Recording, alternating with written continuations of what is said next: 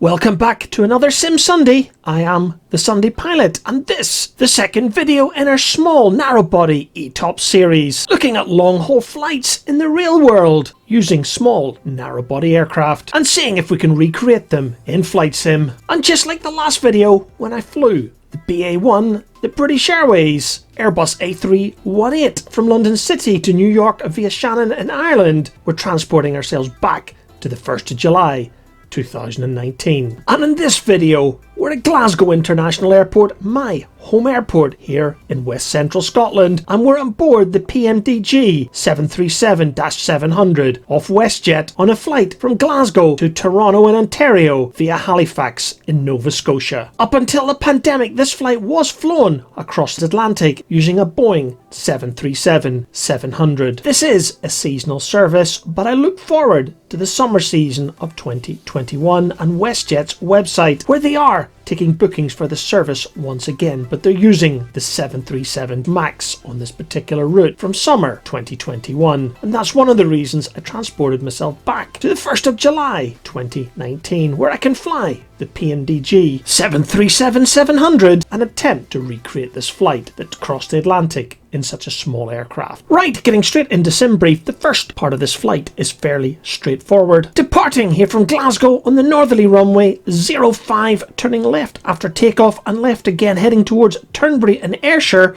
before turning right and making our transatlantic crossing direct towards Nova Scotia. And of course Halifax, our first stop on this transatlantic service between Glasgow and Toronto.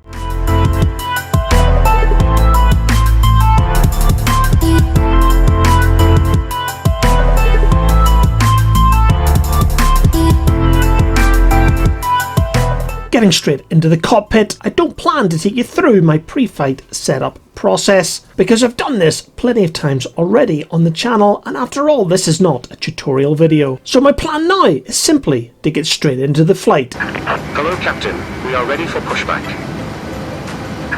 Departure check completed. Bypass pin inserted.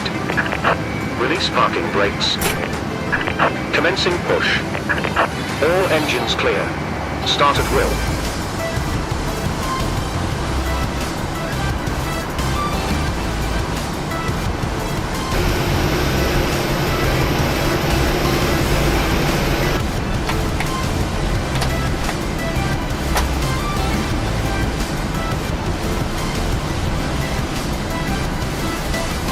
Unlocking gear.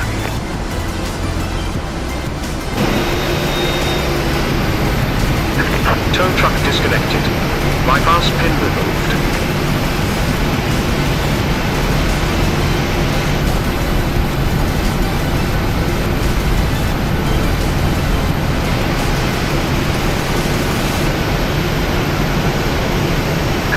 Left is clear. Right is clear.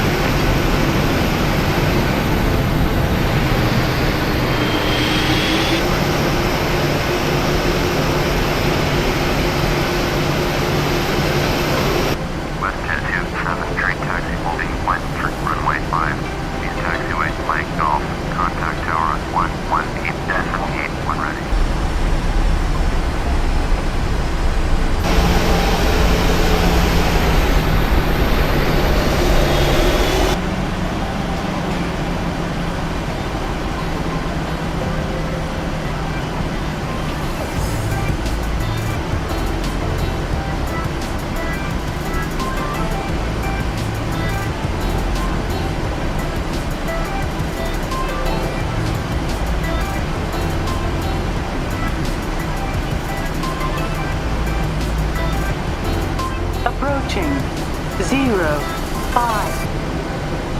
Tattoo 7 triple short, runway 5, traffic on the runway. Clear for takeoff, runway 5, WesJet 7 triple.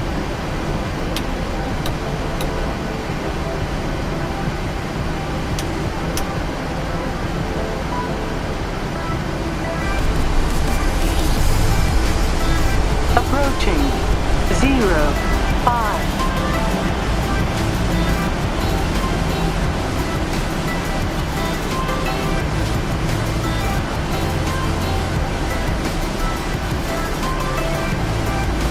On runway 05.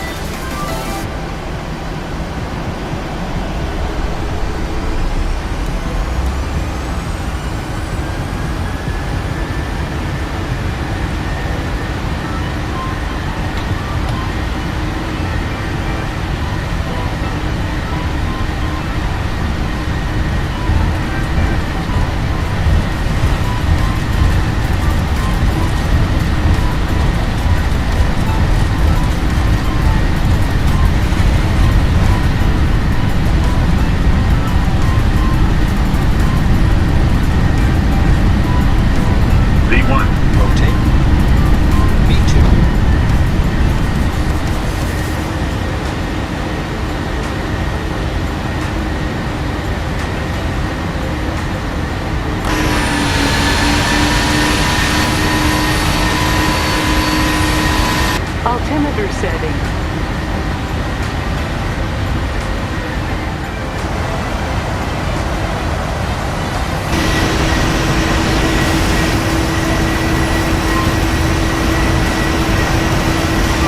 And as we turn westbound over Turnberry heading towards the Atlantic and are crossing towards Nova Scotia, you can see the difference between Orbx, True Earth and the EU series. Currently you can see the Mull of Kintyre in Scotland, which is part of Orbx True Earth North, and in the distance you can see the Northern Irish coast, which is part of Orbx EU Northern Ireland. Anyway, let's get on with this flight across the Atlantic to Halifax, Nova Scotia.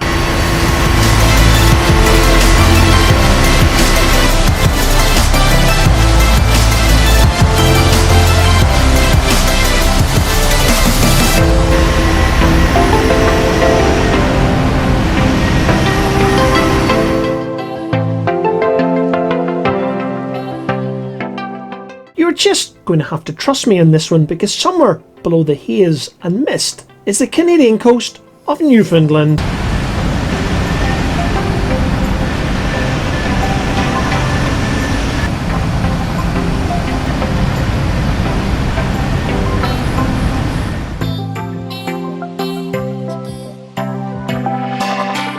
I have flown into Halifax several times in prepared 3D version 4.5, and on nearly all of these flights I've realised that fog and low cloud, poor visibility is pretty standard in this part of the world. And on the afternoon of the 1st of July 2019, this was going to be no different, because I was being vectored towards runway 32 at Halifax in pretty poor visibility.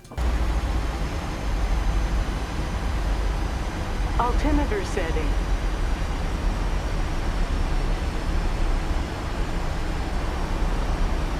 Altimeter setting.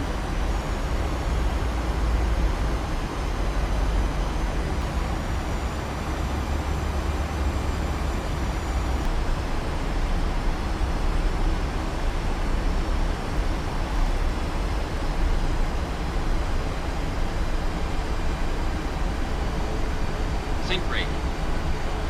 Sync rate. Sync rate. Sync rate. 50, 30, 20, 10.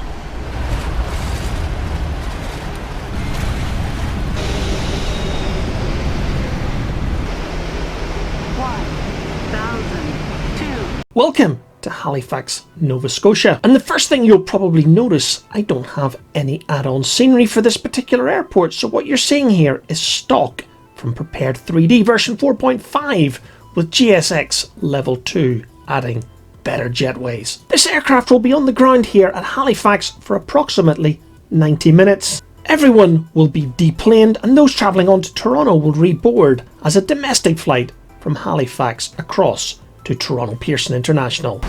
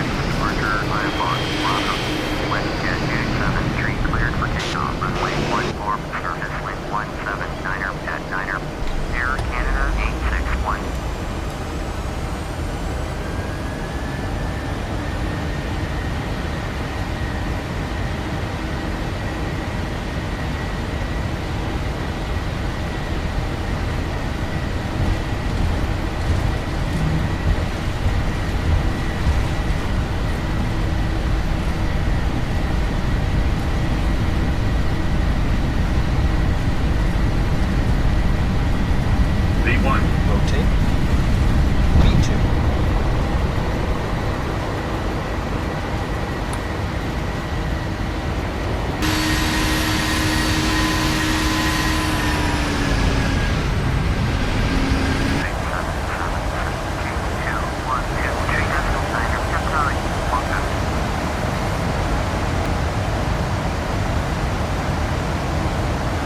And that's it, guys. We're departed Halifax on the final sector of our flight from Glasgow across to Toronto Pearson International. This sector between Halifax and Toronto taking approximately 90 minutes.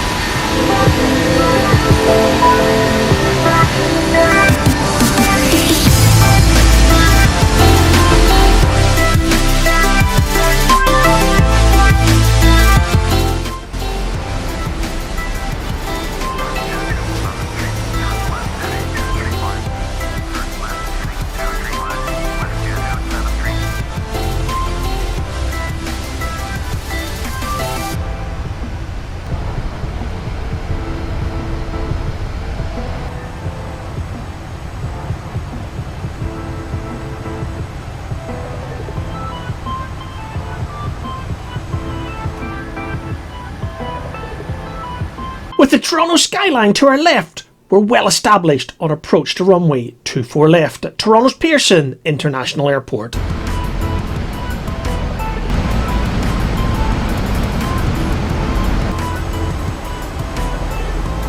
Approaching 24 left. Approaching minimums. Minimums.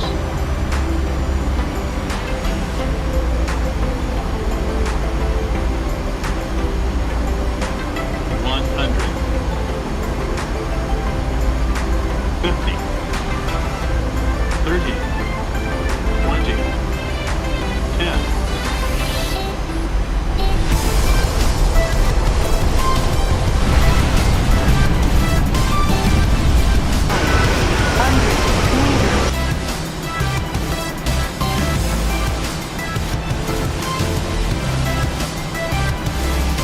And there you go, we've proven once more that you can fly these small, narrow-body aircraft on ETOPS routes in Flight Simulator. All that remains for me to do is to negotiate Fly Tampa's Toronto Pearson International Airport and find my way to the gate. I hope you've enjoyed another Sim Sunday, and maybe even we've inspired you a little to try these challenging flights in prepared 3D version 4.5 or any other of the fantastic flight simulators that are available for PC and Mac.